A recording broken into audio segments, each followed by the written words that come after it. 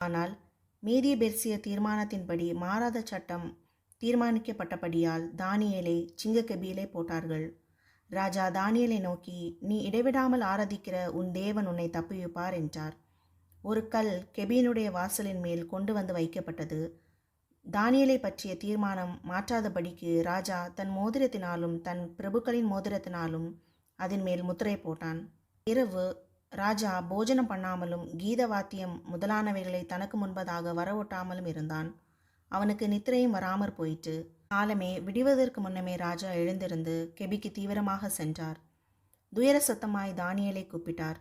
தானியேலே, தானியேலே, ஜீவனுள்ள தேவனின் தாசனே, நீ இடைவிடாமல் ஆராதிக்கிற உன் தேவன் உன்னை சிங்கத்திடமிருந்து காப்பாற்றினாரா என்று கேட்டான்.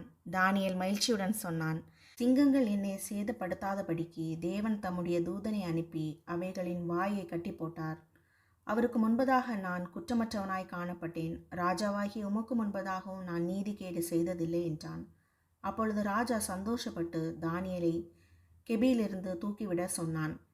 தானியேல் தேவன் பேரில் விசுவாசித்திருந்தபடியால் அவனில் ஒரு சேதமும் காணப்படவில்லை. தானியேல் மேல் குற்றம் சாட்டின மனுஷர்களையும் அவர்கள் குடும்பத்தினரையும் ராஜா சிங்கங்களின் கெபியில் போட ஆணையிட்டான். அவர்கள் கெபியின் அடிவாரத்தை எட்டு முன்னமே அவர்களை கொன்று போட்டது. பின்னர் ராஜாவாகிய தரியு தேசமெங்கும் குடியிருக்கும் ஜனங்களுக்கு எழுதினது என்னவென்றால், தானியேலின் தேவனே ஜீவனுள்ள தேவன், அவர் என்றென்றைக்கும் நிலைத்திருக்கிறவர். அவருடைய ராஜ்யம் அழியாதது, அவருடைய கர்த்தத்துவம் பரியந்தம் நிலை நிற்கும். தானியேலை சிங்கங்களின் கைக்கு தப்புவித்த அவரே தப்புவிக்கிறவரும் இரட்சிக்கிறவரும் வானத்திலும் பூமியிலும் அடையாளங்களையும் அற்புதங்களையும் செய்கிறவருமாயிருக்கிறார் என்று எழுதினான். தரிவின் ராஜ்யபார காலத்தில் தானியேலின் காரியம் ஜெயமாயிருந்தது.